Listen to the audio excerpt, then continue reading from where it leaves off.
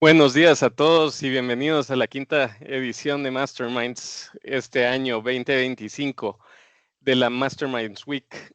Hace algunos días estábamos justamente platicando que como nada se nos han pasado ya 5 años, 5 años desde que iniciamos con esto.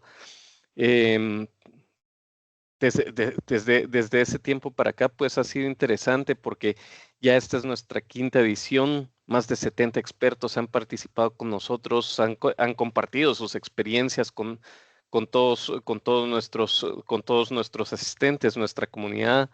Esos aprendizajes, esas experiencias, es fantástico.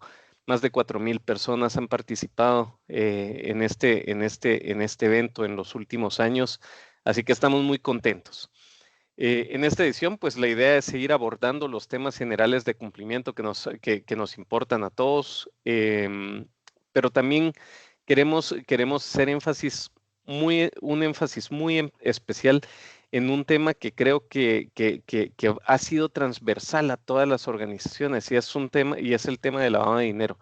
Entonces, no les extrañe escuchar dentro de todas las conversaciones ese tema, ¿verdad?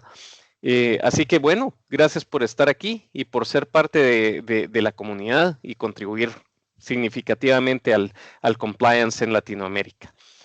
Em, Ahora sí, ya habiendo dicho esto, voy a invitar a nuestro amigo Martín Mariscal para que por favor ya se conecte aquí conmigo.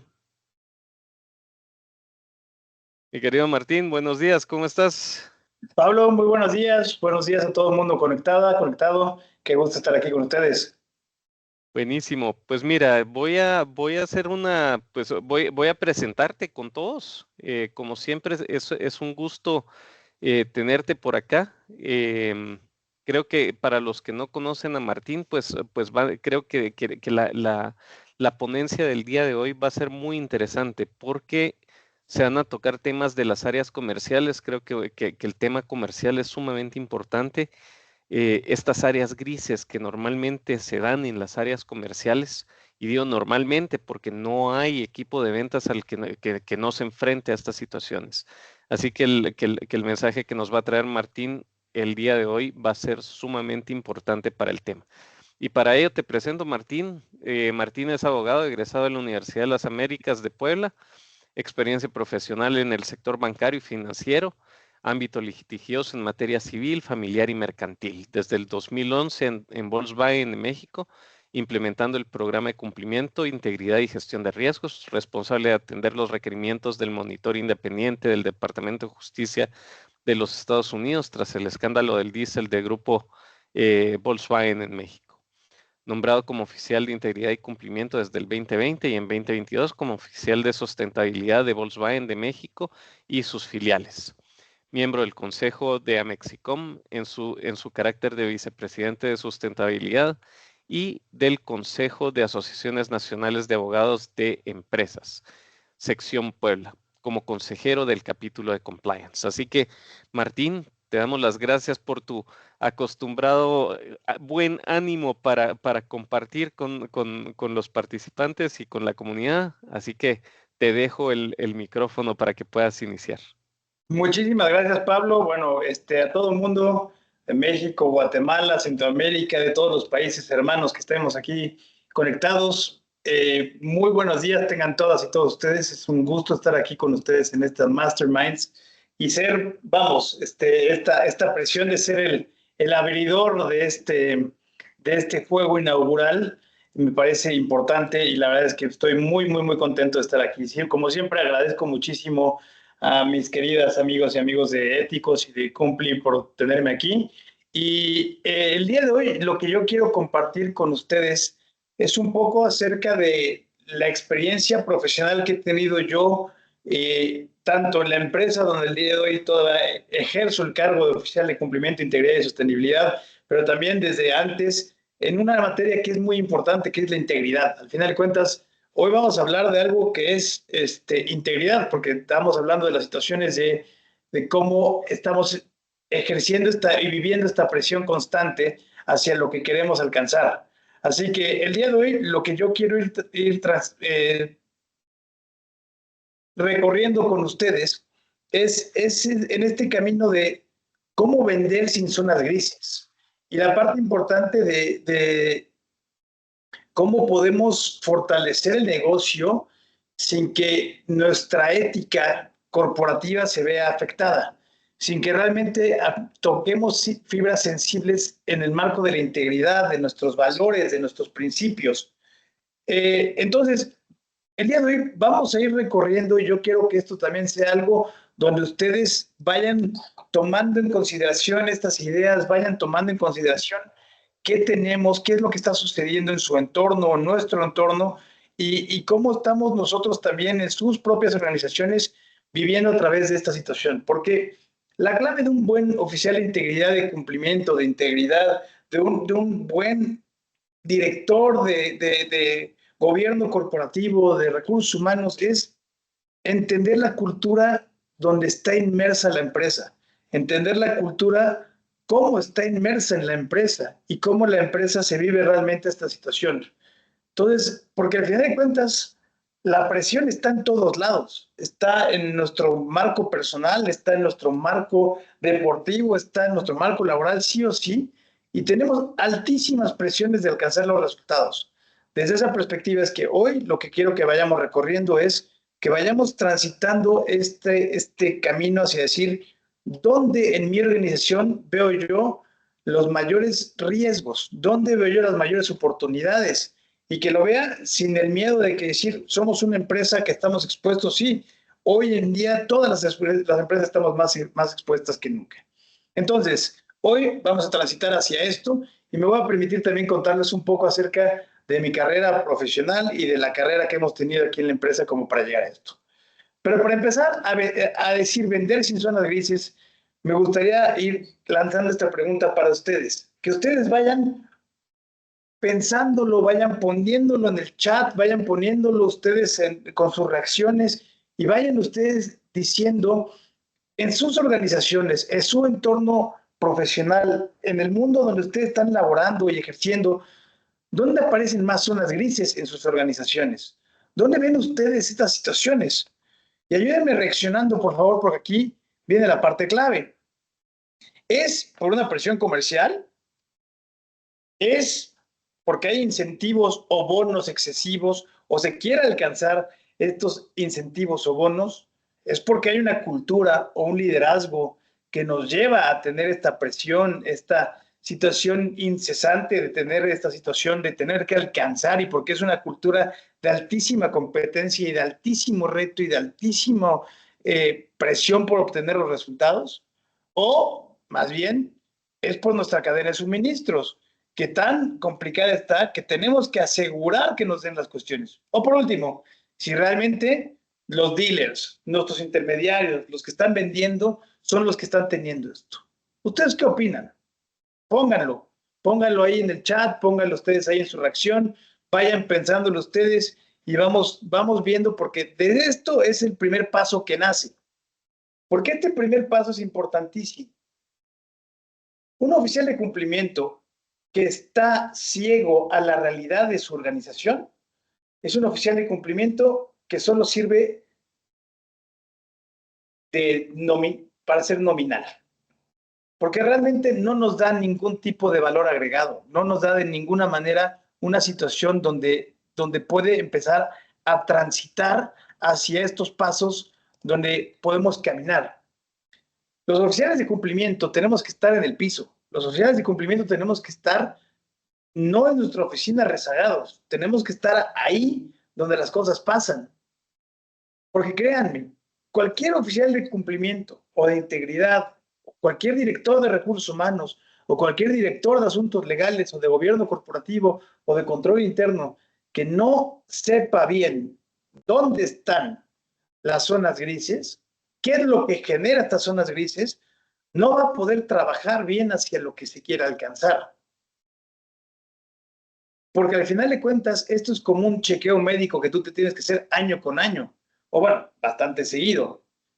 Tienes que ver realmente cómo están tus signos vitales. Y eso es lo mismo hacia una organización.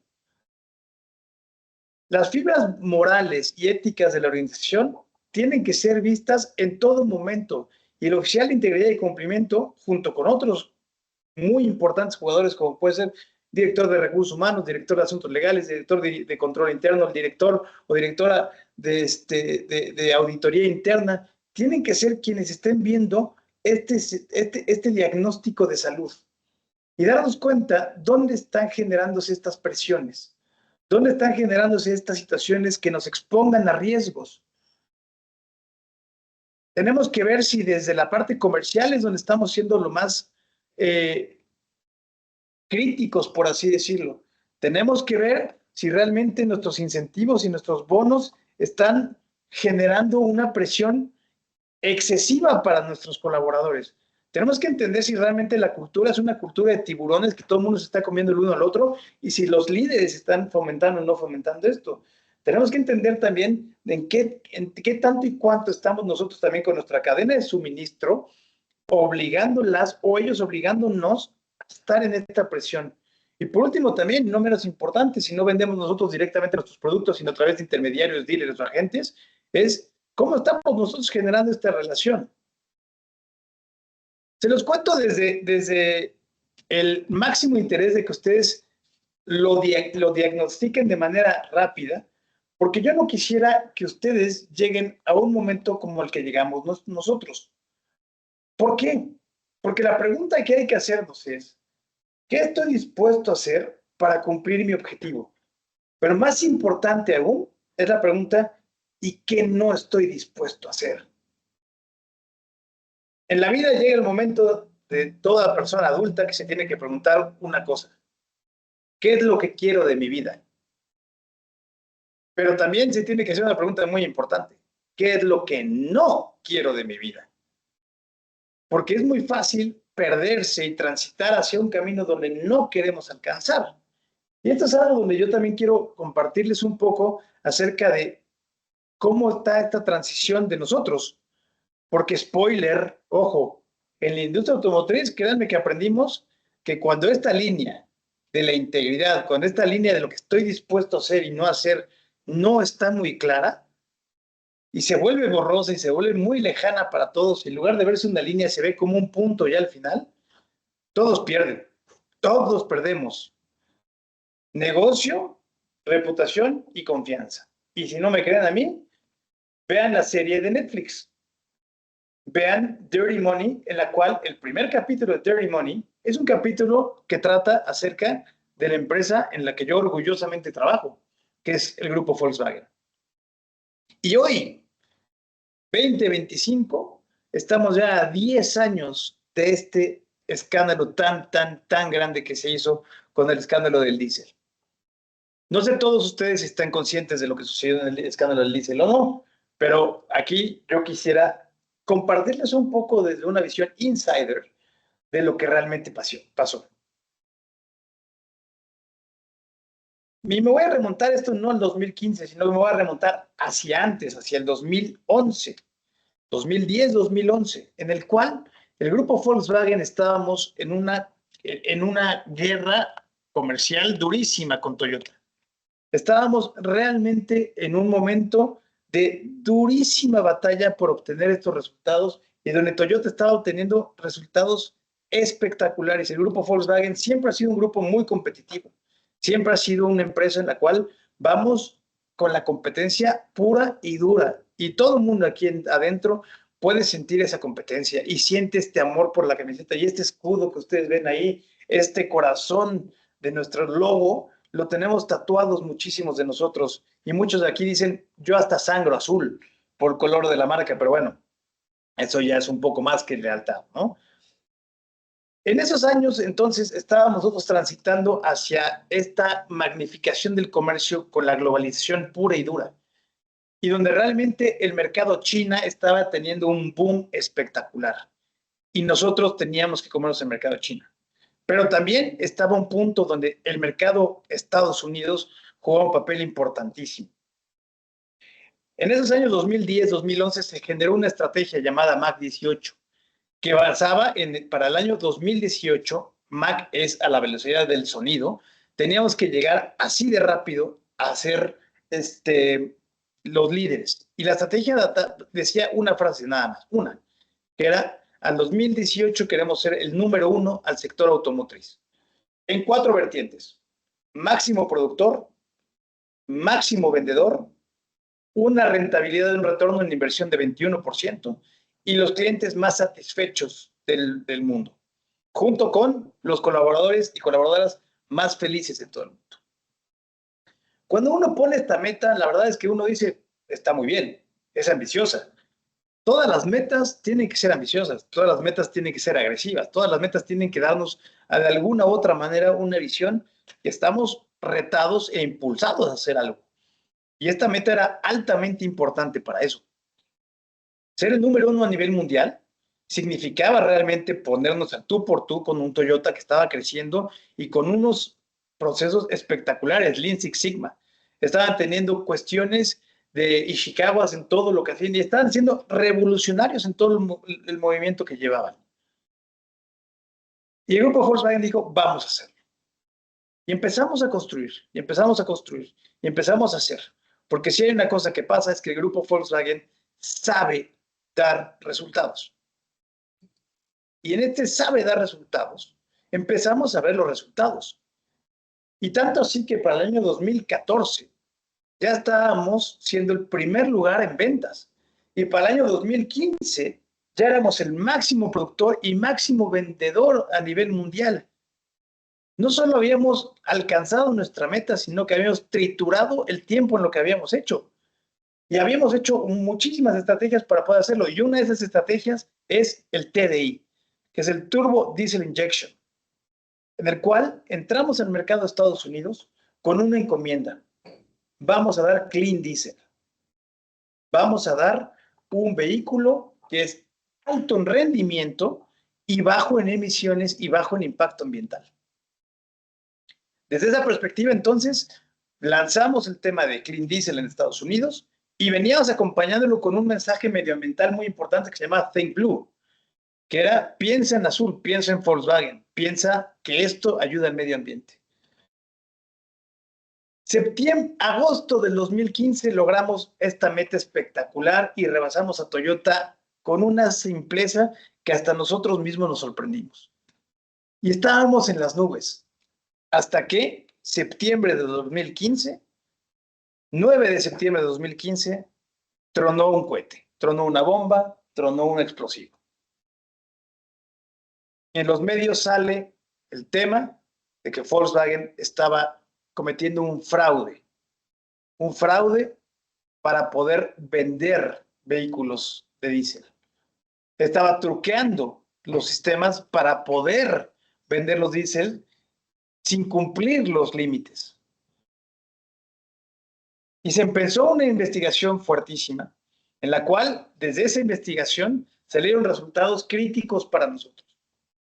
¿En qué sentido? Tuvimos juicios penales, tuvimos juicios civiles, tuvimos 2 juicios penales y 4 juicios civiles en nuestra contra. Y el grupo Volkswagen se dio cuenta que estábamos contra la pared, porque empezaron a salir ciertas cuestiones que no conocíamos y que empezábamos a ver que realmente desde la más alta dirección de este grupo se estaban tomando decisiones sin fundamentos éticos, sin fundamentos morales. Empezamos a ver, yo me acuerdo el día que tronó la bomba, yo era fin de semana, el lunes siguiente yo tenía una plática así como con ustedes el día de hoy en una universidad y le pregunté a mi jefe en su momento, oye, ¿valdrá la pena que vaya después de todo esto? Y dijo, sí, por supuesto, ve, es un grupo de estudiantes nada más, ellos, si salen preguntas de lo que viene de esta crisis, creo que la podemos tomar. Yo fui y yo mis presentaciones empezaba con una frase que decía, el grupo Volkswagen solo hace negocios limpios. Y ¡pum! Así empecé la plática también. Lo que no me di cuenta es que había periodistas también en el evento. Y cuando me preguntaron, oye, si el grupo Volkswagen solo hace negocios limpios, ¿qué está sucediendo ahí? Ese fue el primer golpe muy importante en mi vida de Volkswagen, donde dije, hay que ser impecable con las palabras, hay que ser muy cuidadoso cómo está uno viendo esto. Este escándalo de Volkswagen nos tiene que ayudar hacia lo que queremos hablar. ¿Por qué? Porque este escándalo de nosotros, y lo cuento con todo la tristeza de lo que hicimos, pero todo el orgullo de lo que hemos construido desde entonces, es algo que nunca se nos tiene que olvidar. Porque nos damos cuenta que cuando la cultura y la presión superan los controles, las zonas grises se vuelven negocio. Y se vuelven negocio hasta que explotan. ¿Por qué lo digo? Porque aquí ustedes van a poder decir, claro, o sea, Volkswagen lo hizo para poder cumplir esa estrategia. No, no, no. Para poder cumplir la estrategia, eso fue simplemente, en México tenemos una frase que igual en Latinoamérica también aplica, es el fin justifica los medios. Si el fin era eso y los medios eran ilegales, entonces los medios se vuelven legítimos por sí mismos, lo cual es un statement altamente ridículo desde mi perspectiva. Todo medio por sí mismo es un fin. Todo paso que des tiene que ser ético para alcanzar ese fin ético. Si alguno de los medios es inmoral, tu fin va a ser inmoral. Y así cuando hacemos este análisis del caso Diesel, no es nada más el negocio lo que nos deja claro qué es lo que está mal, sino que es que tenemos que empezar a pensar qué es lo que genera estas zonas grises. Y desde el caso de Volkswagen, tenemos que empezar a nosotros a saber qué fue lo que nos dio estas situaciones. Uno, la presión comercial. Tenemos una presión inmensa. Y ahora pónganlo ustedes en sus organizaciones, y pónganlo ustedes en su realidad, y pónganlo ustedes en su día a día. Nosotros en su momento, como al día de hoy, todavía tenemos una presión comercial inmensa. ¿Por qué? Porque tenemos una competencia terrible. En México tenemos más de 77 marcas automotrices, 73, perdón, 73 marcas de automóviles en el mercado mexicano. 73. 50 de ellas son chinas que han entrado en los últimos 20, en los últimos 12 años. Esta presión comercial nos tiene que llevar a decir, ok, esto que está pasando y esto que nos pasó anteriormente. Teníamos la presión de Toyota y de alcanzar y de comernos el mercado chino y estadounidense. Además, tenemos que pensar siempre, y perdón, yo siempre voy a regresar a esto porque yo creo que este es el fundamento esencial de todo director o todo oficial de integridad, cumplimiento y sostenibilidad, que es la cultura. Tenemos que entender realmente que el entorno cultural también genera presión, porque del entorno cultural está lo que nos pasó a nosotros, un liderazgo autócrata, fuerte y dictatorial. Un entorno en el que solo puedes alcanzar los resultados, donde realmente presentar colores en rojo en el consejo es algo que estaba totalmente prohibido y en el que realmente tú vivías con el miedo del regaño. 3, un entorno cultural en el que la competencia pura y dura es lo que rige y el que gana es el más fuerte, la ley de la selva, es lo que vivíamos. Y 4, donde realmente en el entorno cultural, si tus valores corporativos los tienes nada más como un estandarte para cumplir auditorías, vas a fracasar rotundamente en la vida. Eso fue lo que nos pasó a nosotros. La presión por obtener los resultados, por un lado, pero el marco y la cultura y este caldo de cultivo que teníamos de liderazgos fuertes, autócratas y dictatoriales, de presión por obtener los resultados, de tener metas siempre en verde, de dar siempre lo que teníamos que dar, nos llevó a eso. Además, también tenemos que ver las necesidades de los stakeholders. Todos de alguna u otra manera tenemos accionistas, tenemos inversionistas, siempre tenemos clientes, siempre tenemos mercados que cubrir, siempre tenemos proveedores o intermediarios que tener, siempre tenemos un gobierno que va a estar viendo lo que estamos haciendo. Las necesidades de nuestros grupos de interés juegan una presión, juegan un momento importantísimo en cómo vamos a generar estas zonas grises, en cómo vamos a poner a nuestro equipo en esta zona gris. Si siempre decimos el cliente va primero, ¿qué es lo que va a hacer, nuestro colaborador o colaboradora? Poner al cliente primero. ¿Y qué si el cliente va primero anteponiendo los intereses de la empresa, anteponiendo los valores de la empresa?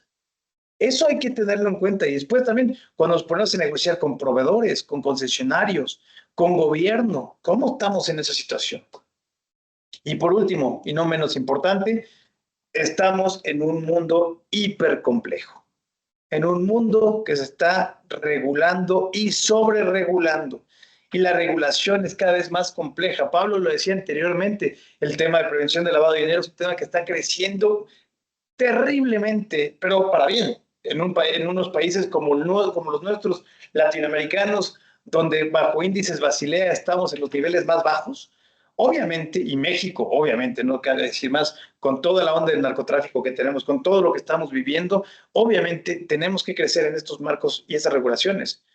Y cuando yo lo mando a lo que nos pasó en 2015, me doy cuenta que también el diésel que estábamos dando nunca iba a cumplir con el estándar californiano, nunca. Ni aunque le pusiéramos 27,000 filtros, no iba a cumplir. ¿Por qué? Porque la regulación se está volviendo más compleja. ¿Por qué? Porque el mundo está volviendo más complejo. ¿Por qué? Porque el mundo se está volviendo una situación más incierta y tenemos que generar de alguna u otra manera ciertas certezas para nosotros. En el marco de sostenibilidad, en el marco de compliance, en el marco de la integridad y en el marco realmente, pensemos ahora en el futuro de la inteligencia artificial. Y por más que ya se esté viendo un retroceso en la globalización tan acelerada que teníamos y va más bien hacia la localización o la globalización, estamos viendo que realmente las regulaciones, pensemos en FCPA, pensemos en la UFLPA, son regulaciones que son extraterritoriales ya. Y con esas perspectivas estamos viviendo y poniendo a nuestros colaboradores y colaboradoras en zonas grises cada vez más importantes. Esto, mis queridas amigas y amigos, les digo una cuestión. Este es la ruta crítica que ustedes tienen que ponerse como oficiales de integridad y cumplimiento, como directores de asuntos legales, como directores de recursos humanos, como personas pensantes de la empresa y sobre todo desde una visión más clara, desde una visión de socio de negocio. Tienen que ver que aquí, en estos 4 factores, es donde ustedes van a ver que sus equipos van a estar encontrando esas zonas grises. Y es ahí donde hay que trabajar hacia medidas y controles a la medida. ¿Por qué? Porque yo se los digo, por ejemplo, la industria automotriz está bajo la lupa. En el sector en donde me toca a mí hacerlo, estamos altísimamente regulados. Un clarísimo ejemplo es esta ley de la debida diligencia en la cadena de suministro para la industria automotriz o para la industria en general en Alemania, que tenemos esta famosa LKSG, pero también está creciendo ahora con la CSDD, que es la misma ley de derechos humanos para el marco de la Unión Europea, con el UK Slavery Act, como decía, con FCPA, que estamos teniendo además cada vez estándares más importantes en materia de emisiones, en materia de cómo están regulando nuestros vehículos, en materia de CO2, cómo los vehículos de combustión interna están cada vez más complejos, pero después lo vemos, y lo voy a extrapolar a mi país, una disculpa para todas y para todos los que no están en México, pero es cada vez se vuelve más complejo porque tenemos jornadas de trabajo más pequeñas, tenemos leycillas que hay que darles a ustedes, a los colaboradores, espacio y tener una silla para que tengan un descanso en sus turnos. Y cómo estamos cada vez más complejos en cuanto a energía renovable, en cuanto a consumo energético, en cuanto a todo. Ahora, llévenselo hacia su industria, hacia su sector. Estoy altísimamente seguro que la regulación también para ustedes se ha complicado en materia de prevención del lavado de dinero, en materia de datos personales, en materia de inteligencia artificial, que estamos todavía en pañales para esa regulación, pero cuando se empieza a ver, vamos a estar altísimamente regulados en todos lados. 2, la cadena de suministro es y será por los siguientes años, y ha sido en los últimos años, uno de los factores más críticos de éxito o de fracaso de la industria automotriz. Y no lo hablo nada más del sector o de la empresa donde yo tengo a gusto trabajar, sino más bien lo hemos visto desde la pandemia. La pandemia nos dio una realidad clara. El mundo está conectado por más que no querramos. El mundo se paralizó y paralizó a todos al por mayor. Después de eso, para la industria automotriz tuvo el tema de los semiconductores, el tema de los microchips, que llegó y frenó a la industria de una manera terrible. Después pasó lo del buque en el canal de Suez, que un canalito en Egipto nos llegó a bloquear a toda la industria automotriz. Después llegó la tormenta invernal de Texas. Después llegó las inundaciones de Texas también en Estados Unidos, las inundaciones en Alemania. Después llegó también la guerra de Ucrania y de Rusia. Créanme, mis amigos de adquisiciones viven todos los días con un temor de que algo va a suceder. Y la complejidad es que las cadenas de suministro están más expuestas porque cada vez hay más demanda, hay más industria automotriz y hay mucho más regulación que hay que cumplir también, obviamente. Si nos vamos hacia la parte importantísima que es ahora también lo de para Estados Unidos, México y Canadá, el USMCA, si van a hacer, es otra cuestión que nos va a impactar profundamente. Hablando de eso, el contexto sociopolítico no podemos evitar de hablarlo. Estamos viviendo una etapa muy crítica que según lo que dice World Economic Forum y también las Naciones Unidas, uno de los macro riesgos que vemos hacia el futuro, hacia los 3 a 10 años siguientes, es el ataque a la democracia. Estamos viviendo un ataque muy importante hacia los marcos democráticos que América Latina ha crecido y ha desarrollado. Y lo podemos ver en algunos países latinoamericanos, y lo podemos ver en algunos países africanos, y lo podemos ver en algunos países europeos. Es crítico lo que está pasando con el crecimiento de la extrema derecha en países como Alemania, como Reino Unido, como Francia, como España, como Italia. Créanme, como una empresa automotriz alemana y teniendo una madre alemana, es crítico ver que está creciendo nuevamente el sentimiento del nacionalsocialismo en Alemania.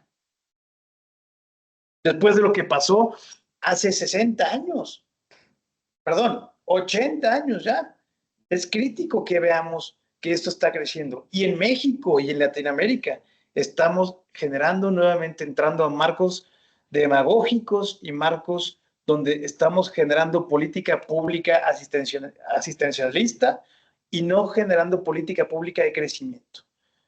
Y con Trump estamos teniendo un punto muy importante en el cual el choque geopolítico y sociopolítico se está generando en un caos para toda la industria. Además, tenemos aquellas benditas redes sociales. Las benditas redes sociales que son o tan benéficas para algunas cuestiones o tan críticas para otras. Tenemos que tener muy en cuenta que las zonas grises nos pueden llevar a ser hoy cancelados en la cultura de cancelación.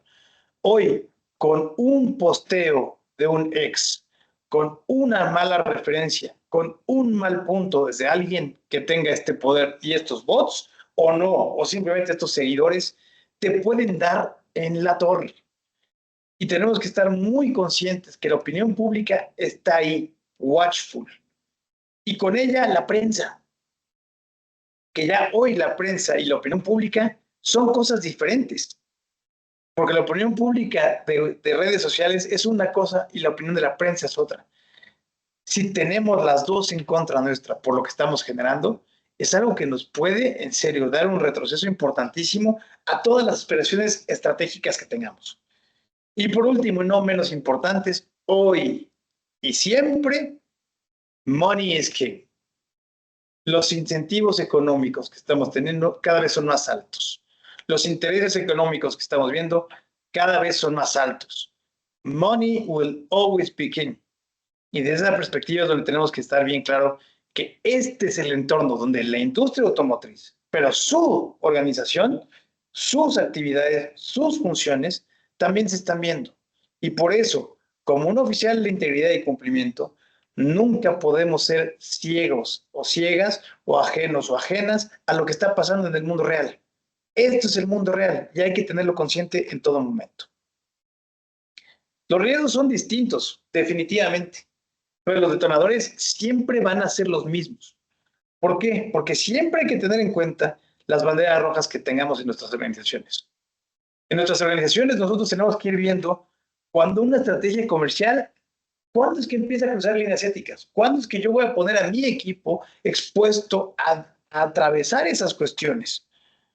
Y es donde empiezo a hablar de bonos desproporcionados. No estoy diciendo no premiar a nuestra gente, no estoy diciendo no poner incentivos, no estoy diciendo, pero estoy diciendo es qué tanto vamos a jugar con los bonos para que las personas se muevan.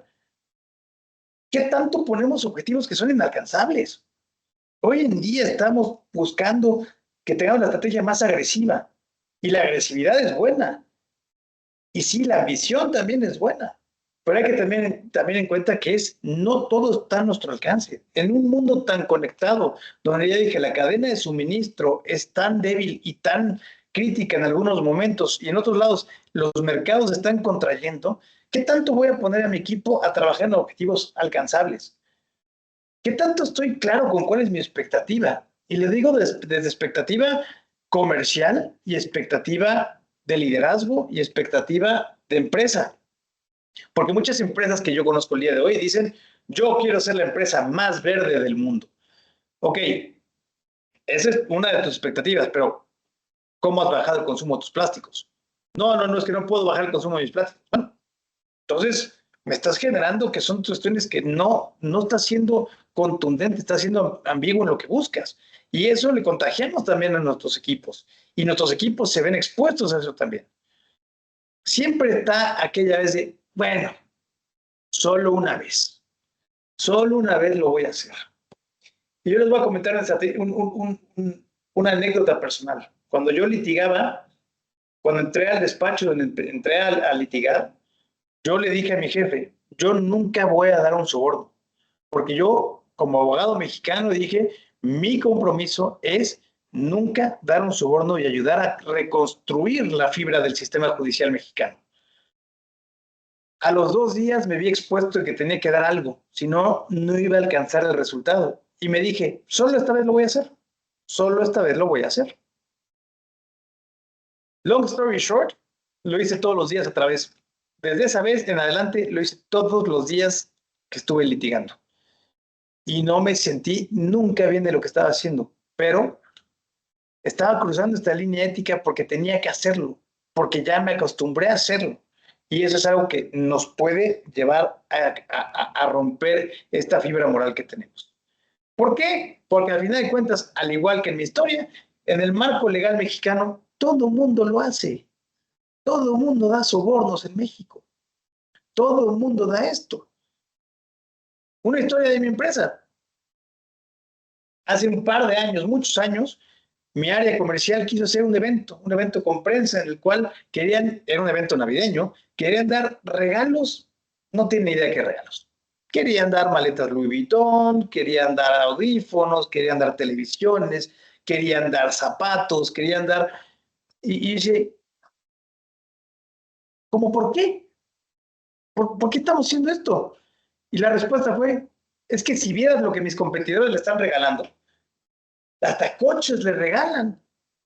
Digo, pues ese es el problema de los competidores, no nuestro. Nuestro producto tiene que platicar por sí mismo, tiene que hacer el statement por sí mismo, entonces del todo lo hacen, nos expone a eso también. Y por último, si no lo logramos, perdemos el cliente. Es que si yo no hago esto, si yo no logro seducirlo, si yo no logro, vamos a perder el cliente y vamos a perder esta situación. Tenemos que ver que la vida no empieza y acaba con un cliente. Tenemos que ir pensando también si el cliente es válido para nosotros. Y en el despacho donde yo trabajé también, me acuerdo que un cliente se acercó, nos dijo, quiero hacer esto, vimos su caso, dijimos que no hay, bueno, aquí hay un chorro de lana para ustedes. Y nosotros como despacho dijimos, no, este cliente no es para nosotros. También nosotros tenemos que ser claros con qué clientes tenemos que trabajar y queremos trabajar. Y aquí un poco, nada más como para ir cerrando, un ejemplo de cómo puede ser esto, de cómo podemos ver desde el marco de integridad y cumplimiento que nos está sucediendo. Pongan un caso hipotético de su organización, pongan un caso hipotético de ustedes mismos. Un cliente lo invita a 2 gerentes a un espectáculo exclusivo y a una cena de lujo 5 estrellas para agradecer el apoyo del año, tras una jornada de trabajo en conjunto. Vamos a pensar que estaban ahí en Guatemala, que estaban en la Ciudad de México, en Monterrey, aquí en Puebla, y que estaban con un cliente muy importante, cerrando, viendo los temas, y dice, oigan, pues mira, están en Monterrey, ya viene la final contra el Toluca, vamos a verla. Ya viene el Mundial, ¿qué te parece si te regalo un par de boletitos? Y es solo para agradecimiento. Oye, pues es esto, y aparte estamos trabajando, de aquí vamos a este restaurante, vamos a este evento. Es claro que para la perspectiva del área comercial muchas veces se trata de una oportunidad de networking, pero para nosotros como compliance se trata de un potencial conflicto de intereses que hay que avalar y hay que ver. Aquí lo que tenemos que preguntarnos constantemente es ¿dónde está el límite? Ojo, y no nosotros hacemos la pregunta hacia nosotros mismos, sino que esta pregunta también nuestros colaboradores y colaboradoras se las puedan llevar también ellos y que sepan ellos dónde está el límite, hasta qué punto puedo llegar. Y no es porque esté escrito, es porque también tiene que haber esta conciencia de decir, si me expongo, ¿a qué puede pasar? ¿Cómo podemos poner a estas dos personas, a estos dos gerentes comerciales en esta situación y que puedan rechazar sin fracturar una relación comercial? A ver, la empresa, el grupo Volkswagen tiene un interés enorme en China. Y en China está acostumbrado que para el Año Nuevo chino los proveedores le dan dinero a los trabajadores de Volkswagen México, de Volkswagen China. Les dan dinero. Eso, pues yo lo veo desde el marco de compliance, digo, eso es un no-go directito. Pero si yo digo que no y rompo la parte cultural y el ambiente chino, ¿qué va a pasar? ¿Cómo pongo a esta gente a decidir de esta relación?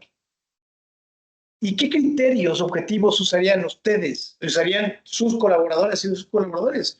Ustedes tienen que ir pensando desde esa perspectiva qué le están dando a su organización para esto, para definir sus límites, para definir cómo transitar bajo la integridad sin fracturar la relación comercial y sobre todo bajo qué criterios hay que usar para poder construir desde esto. Porque, colegas, tenemos que encontrar los controles que sí funcionan.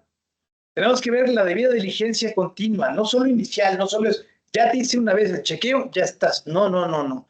Todo el tiempo tiene que haber algo, todo el tiempo tenemos que estar viendo que nuestra debida diligencia con nuestros grupos de intereses, con nuestros proveedores concesionarios, pero también de cómo estamos teniendo una debida diligencia con nuestro equipo, sea constante. Hagamos diagnósticos.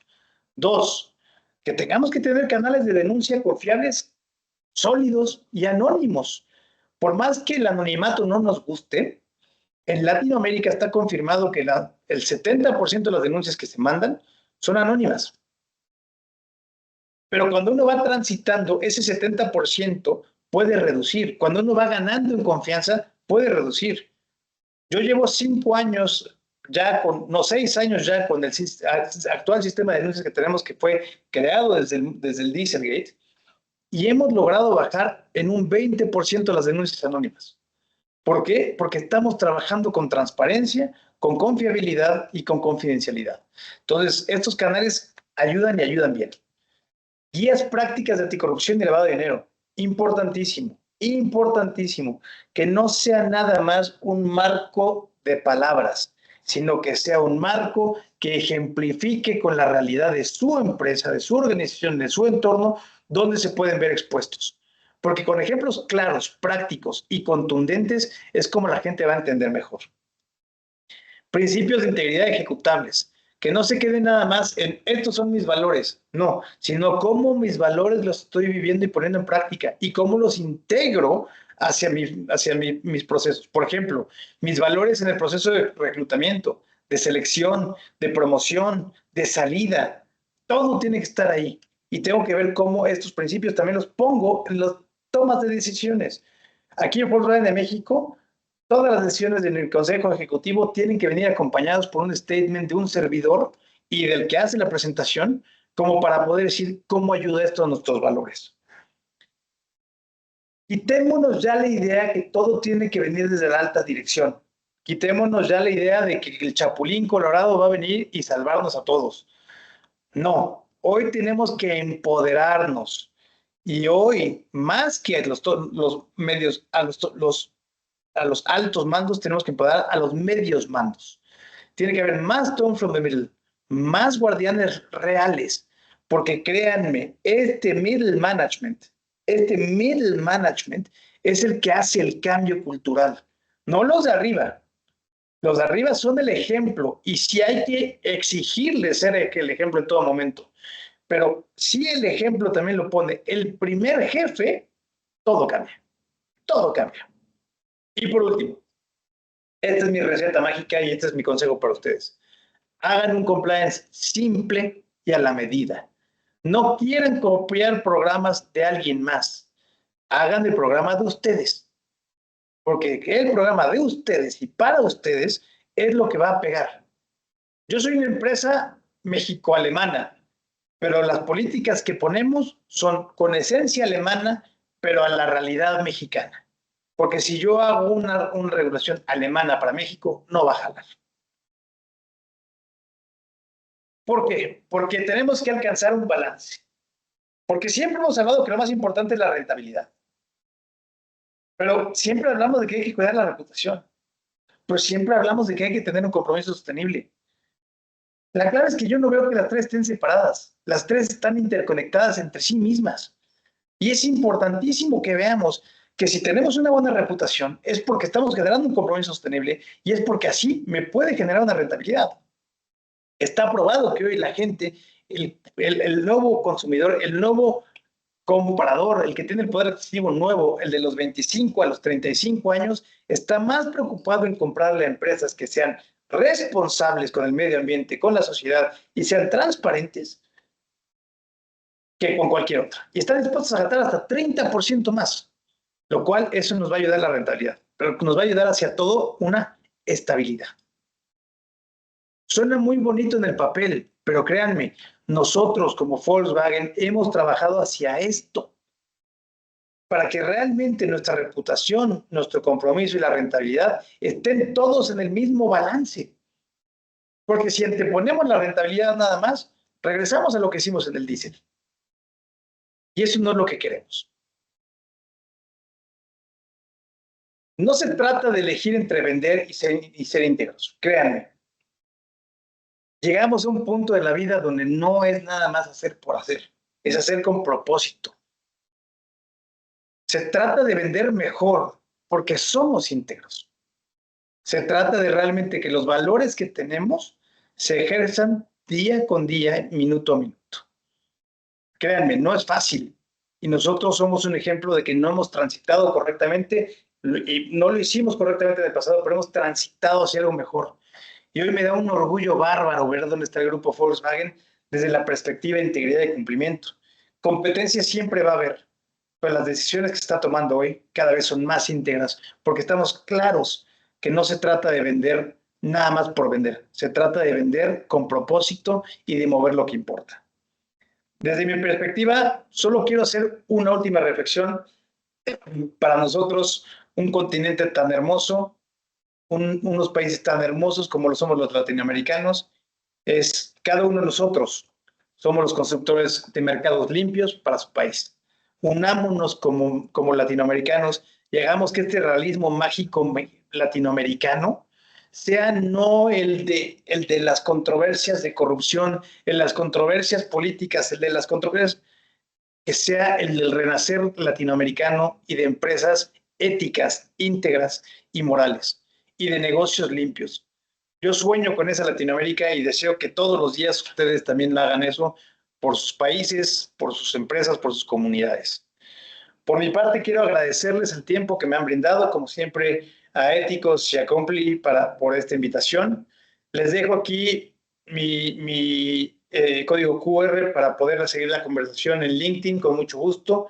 Encantado de conectar con ustedes y aprovechando estos últimos minutos, quiero desearles a todas y a todos una muy felices fiestas venideras ahora en estas épocas navideñas y que en estas épocas encontremos esta paz que queremos y trabajemos hacia lo que nos importa, que está cerca de los suyos queridos, de sus familias, de sus hijas, de sus queridos, y sigamos construyendo hacia una mejor Latinoamérica.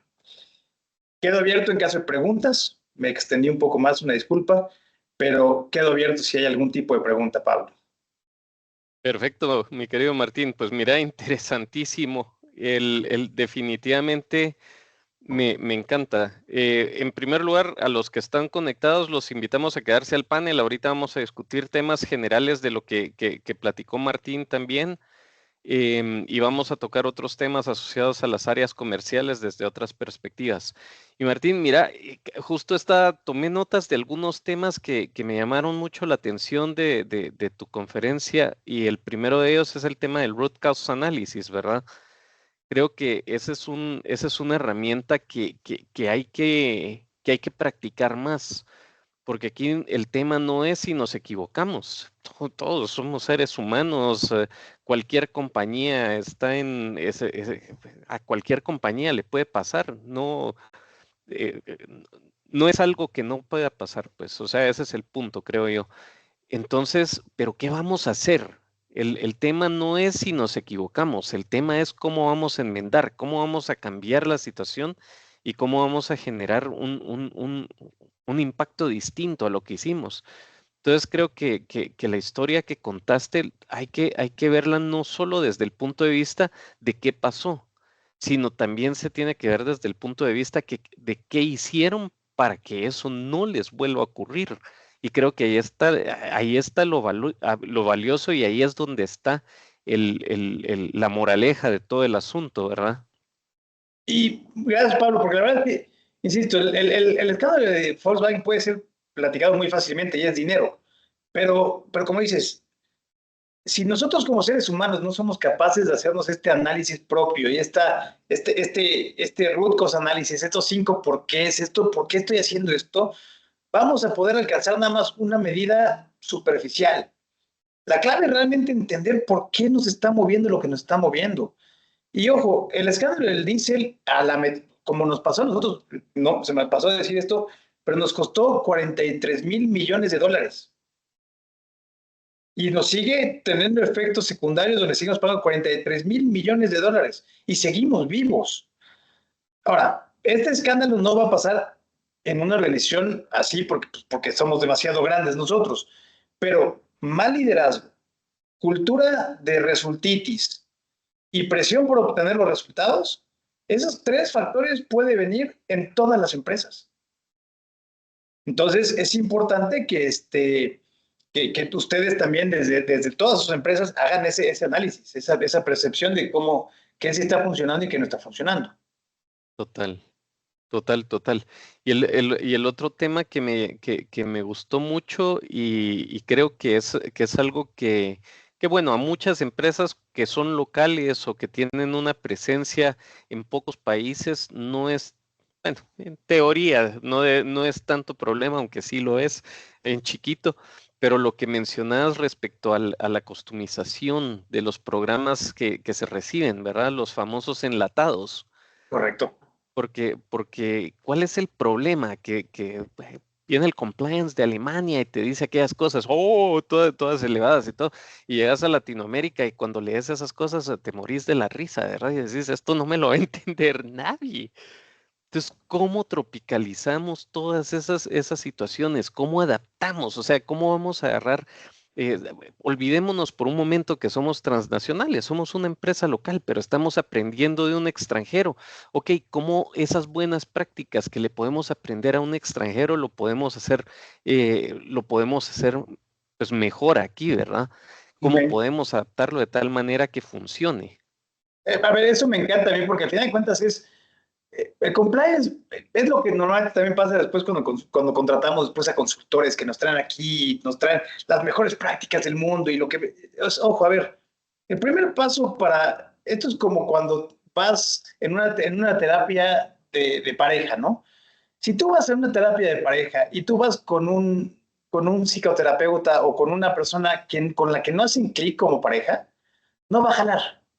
¿Por qué? Porque si tú le vas a inyectar algo es porque tiene que ser auténtico, tiene que ser orgánico, se tiene que dar. El compliance a la fuerza, créanme que lo que produce es resistencia.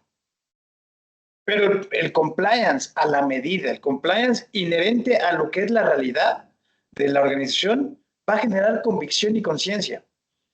Si eres una empresa familiar, como familia tienes que tener bien claro hacia dónde quiere ir la familia y el negocio. Entonces, el programa de compliance tiene que ir dirigido hacia eso. Compliance tiene que ser un facilitador del negocio, no un disruptor del negocio.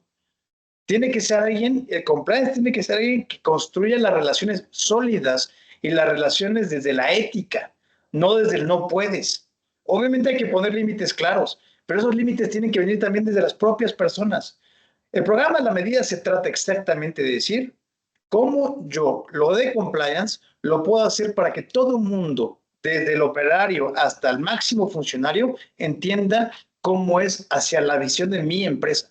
Y por eso, cualquier oficial de cumplimiento que esté encerrado en su oficina está haciendo un mal trabajo. Tiene que De estar acuerdo afuera. contigo.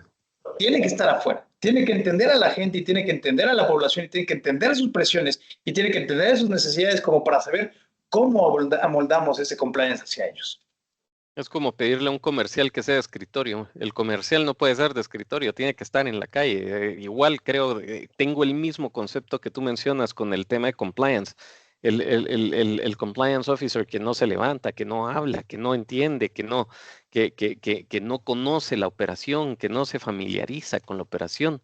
Es un riesgo más alto para la organización tenerlo que no tenerlo, creo yo. Correcto, correcto.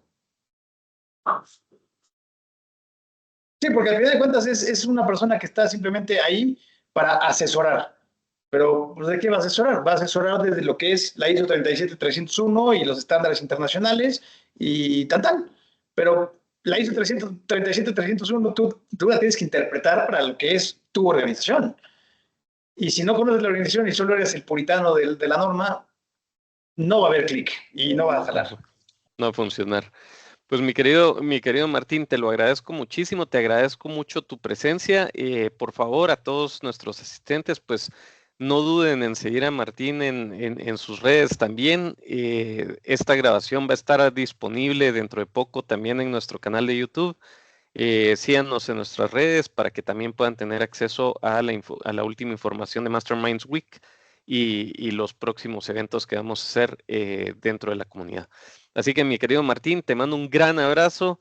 Espero hablar contigo antes de Navidad y Año Nuevo, así que no sé si decirte feliz año y feliz Navidad ahorita o lo dejamos para después, pero por si acaso Lo mejor dejamos para otro un momento, gran Pablo. abrazo. Mucho gusto. Abrazo a todos, muchísimas gracias por la invitación, éxito en esto y sigan adelante que esto vale la pena. Gracias, Martín.